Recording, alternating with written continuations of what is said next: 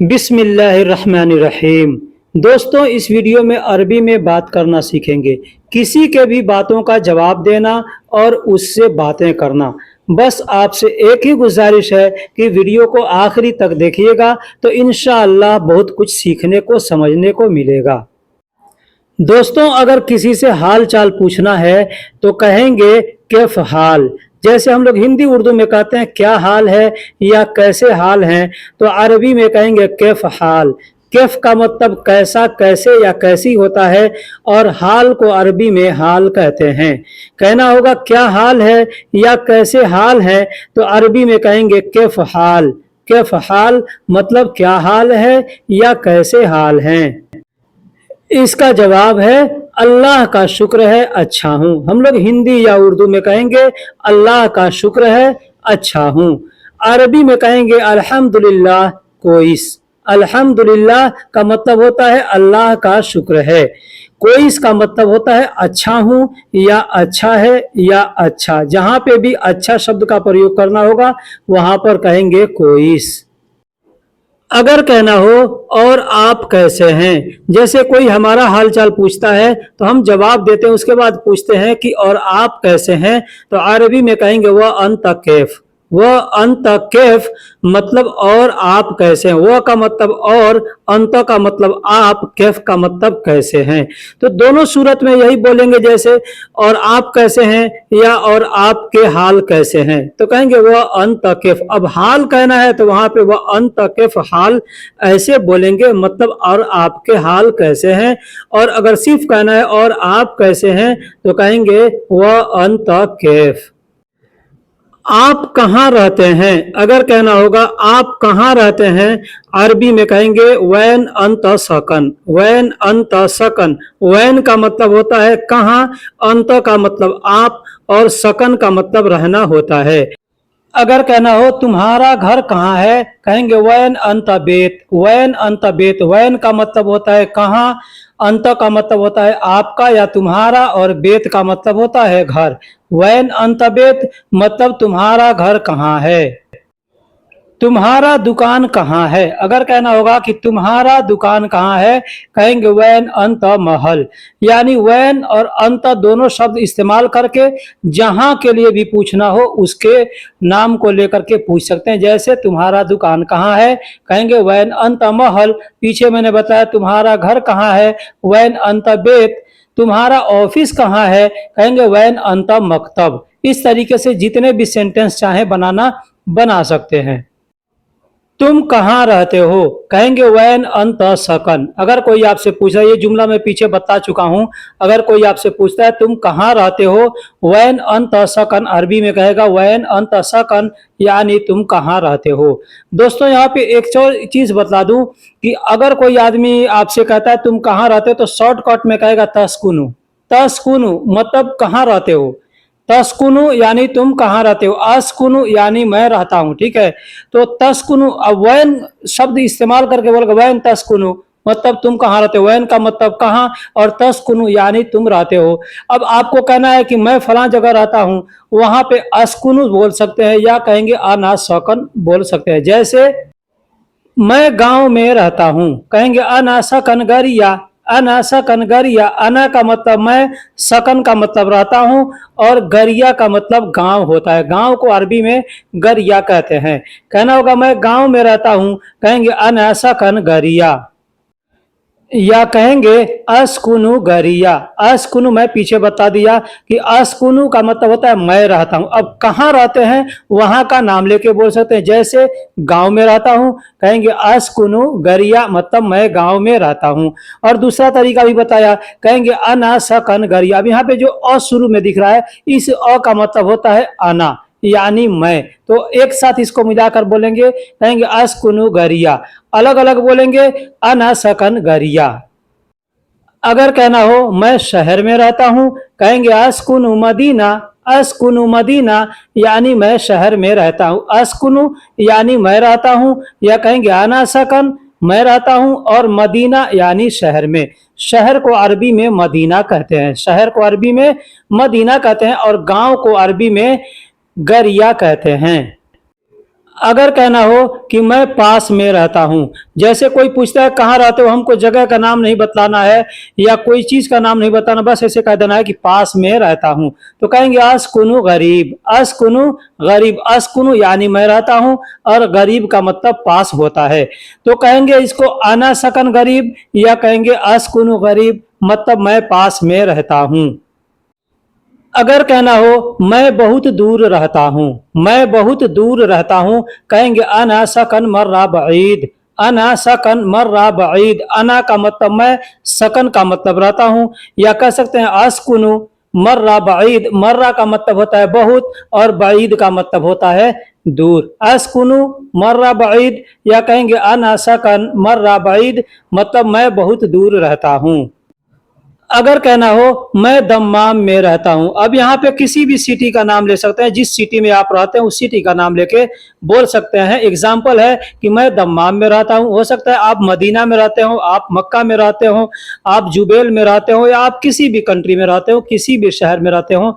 अब आपको कंट्री का नाम बताना है तो कंट्री का नाम लेके बोल सकते हैं, शहर का नाम बताना है शहर का नाम लेके बोल सकते हैं, यानी जिस चीज का नाम, जिस चीज में रहते हैं उस चीज का नाम लेके बता देना है। जैसे अना सकन फिल दम्माम, अना सकन, अना का मतलब मैं, सकन का मतलब रहता हूं, फिल का मतलब होता है मैं, दम्माम, दम्माम का मतलब ये शहर का नाम है, तो किसी भी शहर का नाम किसी भी लैंग्वेज में शहर के नाम को ही लिखेंगे, उसका तर्जुमा नहीं लिखते हैं। तो कहेंगे मैं दम्माम में रहता हूं, कहेंगे अना सकन फिल दम्माम या कहेंगे अस्कुनु फिल दम्माम।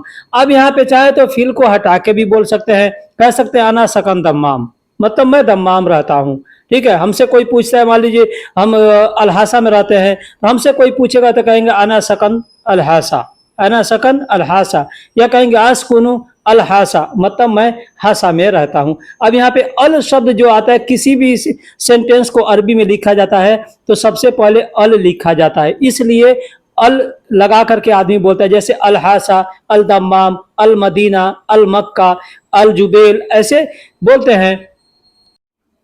अगर कहना हो तुम सऊदी में कब आए हो, तुम सऊदी में, अब किसी भी कंट्री में आप रहते हैं, वहां पे अगर कोई आपसे पूछे कि तुम यहाँ कब आए हो, तो अगर नाम लेकर के पूछ रहा है कंट्री का या शहर का तो कैसे बोलेंगे, अगर नाम नहीं ले रहा है तो कैसे बोलेंगे। अब यहाँ पे मैं आपको बता देता हूँ।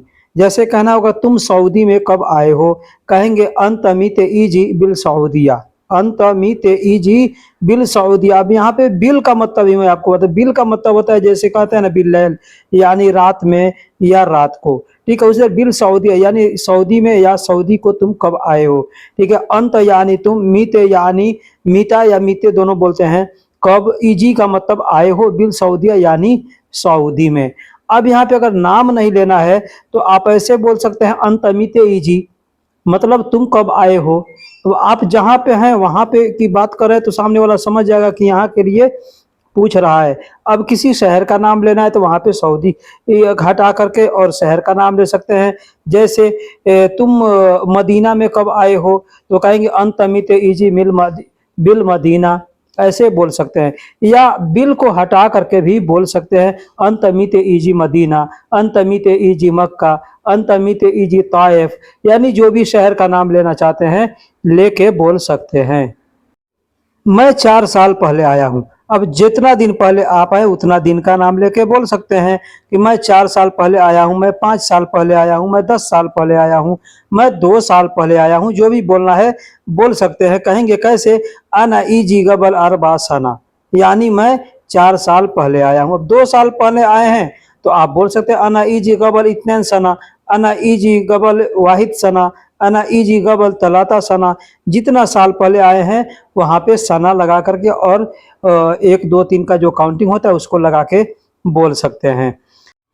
अगर कहना हो कि मैं नया आया हूँ, मैं नया आया हूँ, कहेंगे अना इजी जदीद, अना इजी जदीद, यानी मैं नया आया हूँ, मैं नया आया हूँ। मैं को अरबी में अना कहते हैं, नया को जदीद कहते हैं और इजी का मतलब आया हूँ। मैं नया आया हूँ, कहेंगे अना इजी जदीद। अगर कहना हो क्या सोच रहे हो, क्या सोच रहे हो? कहेंगे अंत एस फक्कर, अंत एस फक्कर। अंत यानी तुम, एस का मतलब क्या और फक्कर का मतलब सोचना होता है। कहना हो चलो चलते हैं, चलो चलते हैं, कहेंगे यल्ला यमसी, यल्ला यमसी। यल्ला का मतलब भी होता है चलना और यमसी का मतलब भी होता है चलना। तो यहाँ पे दो अल्फाज हमने इस्तेमाल किया है, एक चलो, दूसरा चलते हैं। तो कहना होगा अगर चलो चलते हैं तो कहेंगे यल्ला यमसी, यल्ला यमसी यानी चलो चलते हैं। अगर कहना हो चलो जाओ, चलो जाओ, कहेंगे यल्ला रोह। यल्ला का मतलब चलो और रोह का मतलब जाना होता है। तो कहना होगा चलो जाओ, कहेंगे यल्ला रोह, मतलब चलो जाओ। अगर कहना हो चलो बैठो, कहेंगे यल्ला इजलिस, यल्ला इजलिस यानी चलो बैठो। कहने का मतलब यह है कि जहां पर भी चलो शब्द का इस्तेमाल करना होगा वहां पर यल्ला बोलेंगे। अब उसके बाद जो भी करना है, जैसे चलो बैठो कहेंगे यल्ला इजलिस, चलो जाओ यल्ला रो, चलो चलते हैं यल्ला यमसी। ठीक है, इस तरीके से बोलते हैं। मैं करूं या मैं भी करूं, मैं करूं या मैं भी करूं, दोनों सूरत में बोल सकते हैं। सौवी आना, सौवी आना, या कह सकते हैं अना सौवी, यानी आगे पीछे करके बोल सकते हैं। सौवी का मतलब करना होता है, अना का मतलब मैं होता है। ठीक उसी तरीके से कहना होगा कि मैं भी जाऊं या मैं जाऊं, कहेंगे रोह अना, रोह अना यानी मैं जाऊं या मैं भी जाऊं। अब इसको आगे पीछे करके भी बोल सकते हैं, अना रोह या रोह अना बोल सकते हैं। रोह का मतलब जाना होता है और मैं को अरबी में अना कहते हैं। ठीक उसी तरीके से कहना होगा मैं भी खेलूं या मैं खेलूं, कहेंगे अना युलाब। अना का मतलब मैं होता है और युलाब का मतलब खेलना। खेलने को, खेल को अरबी में युलाब कहते हैं, तो खेलने को भी युलाब ही कहेंगे। मैं भी खेलूं या मैं खेलूं, कहेंगे अना युलाब। अगर कहना हो कि तुमने क्या मंगाया, तुमने क्या ऑर्डर किया, तो कहेंगे अंत एश तलबिया, अंत एश तलबिया। अंत यानी तुम या तुमने, एश का मतलब क्या और मंगाने को, ऑर्डर करने को अरबी में तलबिया कहते हैं। तलब कहते हैं मांगने को और मंगाने को तलबिया कहते हैं। आप कहीं रेस्टोरेंट में या कहीं होटल में जाएंगे तो आएगा तो बोलेगा जो वेटर होगा, एश तलब यानी क्या चाहिए, क्या ऑर्डर है। तुम कहो क्या चाहिए, अगर कहना होगा कि तुम कहो क्या चाहिए, कहेंगे अंत गुल एश इबगा। अंत गुल, अंत का मतलब तुम और गुल का मतलब कहो या बोलो, एश का मतलब क्या और इबगा का मतलब चाहिए होता है। तो कहना होगा कि तुम कहो क्या चाहिए, कह देंगे अंत गुल एश इबगा, या बोल सकते हैं अंत गुल एश ए बी। इबगा के जगह पे ए बी बोल सकते हैं या इबगा बोल सकते हैं। मैं नहीं बोलूंगा तुम्हारी मर्जी, मैं नहीं बोलूंगा तुम्हारी मर्जी, कहेंगे मैं अनागुल। अब यहाँ पे दो जुमले एक साथ आ सकते हैं, बना सकते हैं, जैसे मैं अनागुल यानी मैं नहीं बोलूंगा। अंत मिजाज मतलब तुम्हारी मर्जी। मैं को अरबी में अना कहते हैं, नहीं को अरबी में माँ कहते हैं और बोलने को गुल कहते हैं। तुम्हारी को या तुम्हारा को या तुम को अंत कहते हैं और मर्जी को अरबी में मिजाज कहते हैं। कहना होगा मैं नहीं बोलूंगा तुम्हारी मर्जी, कहेंगे मैं अनागुल अंत मिजाज, मैं अनागुल अंत मिजाज। मैं क्या बोलूं मेरी तबीयत ठीक नहीं है, मैं क्या बोलूं मेरी तबीयत ठीक नहीं है, इसको अरबी में कहेंगे अना एशगुल, अना एशगुल, अना तबीयत माफी कोइस। अना एश गुल, अना का मतलब मैं, एश का मतलब क्या, गुल का मतलब बोलूं। मैं क्या बोलूं, कहेंगे अना एश गुल। अना तबीयत, अना का मतलब मेरी, तबीयत को अरबी में तबीयत ही कहते हैं। माफी मतलब नहीं है और कोई इसका मतलब ठीक या अच्छा होता है। मैं क्या बोलूं मेरी तबीयत ठीक नहीं है, इसको अरबी में कह सकते हैं अना एश गुल, अना तबीयत माफी कोईस।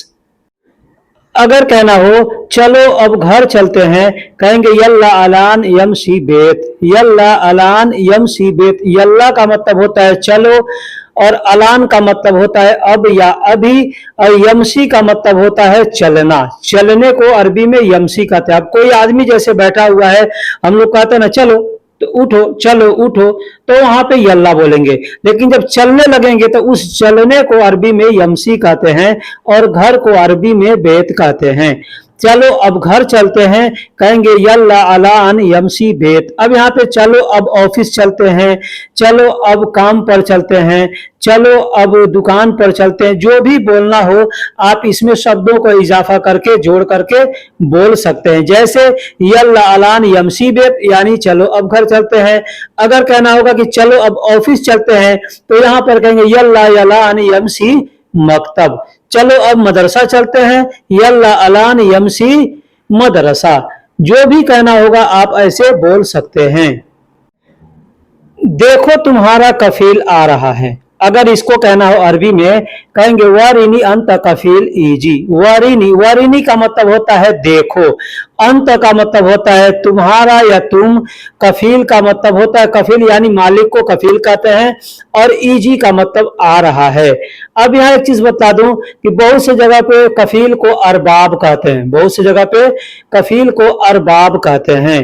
तो अगर कहना होगा देखो तुम्हारा कफील आ रहा है यानी देखो तुम्हारा मालिक आ रहा है, तो आप कह सकते हैं वारिनी अंत कफील इजी, या कहेंगे वारिनी अंत अरबाब इजी। आप जहां रहते हैं अगर वहां पे अरबाब कहते हैं तो अरबाब कहेंगे, अगर आप सऊदी में रहते हैं तो सऊदी में कफील कहते हैं तो कफील कहेंगे। अब यहाँ वारिनी के जगह पे आप चाहे तो शुफ शब्द का प्रयोग कर सकते हैं, जैसे शुफ अंत कफील इजी, इसको ऐसे बोल सकते हैं। मेरा मूड ठीक नहीं है, मैं ड्यूटी नहीं जाऊंगा। मेरा मूड ठीक नहीं है, मैं ड्यूटी नहीं जाऊंगा। कहेंगे अना मिजाज माफी कोइस मारूह दवाम। अना मिजाज यानी मेरा मूड। मैंने पीछे बताया कि मर्जी, मर्जी को भी अरबी में मिजाज कहते हैं और मूड को भी वही कहते हैं, तुम्हारा मूड या तुम्हारी मर्जी। तो अना मिजाज माफी कोइस, माफी का मतलब नहीं है और कोइस का मतलब अच्छा। माँ रोह दवाम, माँ का मतलब नहीं, रोह का मतलब ड्यूटी जाना होता है और दवाम का मतलब ड्यूटी होता है। तो मेरा मूड ठीक नहीं है, मैं ड्यूटी नहीं जाऊंगा, या कहते हैं मेरा मन नहीं करता, तो वहां पे भी कहेंगे अना मिजाज माफी कोइस माँ रोह दवाम। मैं क्या कर सकता हूं, मैं क्या कर सकता हूं, कहते हैं ना कोई भी काम हो वहां पे आदमी कहता है मैं क्या कर सकता हूं, तुम मत जाओ, मैं क्या कर सकता हूं मत जाओ। तो कहेंगे अना सुनो इकदर, अना सुनो इकदर मैं रो। अना यानी मैं, सुनू का मतलब क्या, इकदर का मतलब होता है सकता, कर सकता। ठीक है, कोई आदमी अगर कहेगा तुम कर सकते हो तो आदमी कहेगा अंत इकदर यानी तुम कर सकते हो। ठीक है, तो कहना होगा मैं नहीं कर, मैं कर सकता हूं, कहेंगे अना इकदर। अब यहाँ पे कहना है कि मैं क्या कर सकता हूं, कहेंगे अना सुनो इकदर मारो। माँ का मतलब नहीं या मत, और रोह का मतलब जाओ। मैं क्या कर सकता हूं, तुम मत जाओ, तो कहेंगे अना सुनो इकदर अंत मारो, या कहेंगे मारो। अगर हम सामने वाले को अगर हम बोल रहे हैं तो वहां पे अंत बोल भी सकते हैं और नहीं भी बोल सकते हैं। जैसे यहां मैं एग्जाम्पल में दिया हूं कि मैं क्या कर सकता हूं मत जाओ। ठीक है, या ऐसे ही बोल सकते हैं मैं क्या कर सकता हूं तुम मत जाओ। ठीक है, तो अना सुनो इकदर अंत मारो या अना सुनो इकदर मारो, दोनों तरीके से बोल सकते हैं। दोस्तों वीडियो कैसी लगी आप हमें कमेंट बॉक्स में जरूर बताइएगा। अगर वीडियो में लिखने में बोलने में कुछ गलती हुई हो वो भी आप हमें कमेंट्स में जरूर बताइएगा। फिर मिलेंगे किसी अगले वीडियो में, तब तक के लिए अल्लाह हाफिज, सलाम अलैकुम।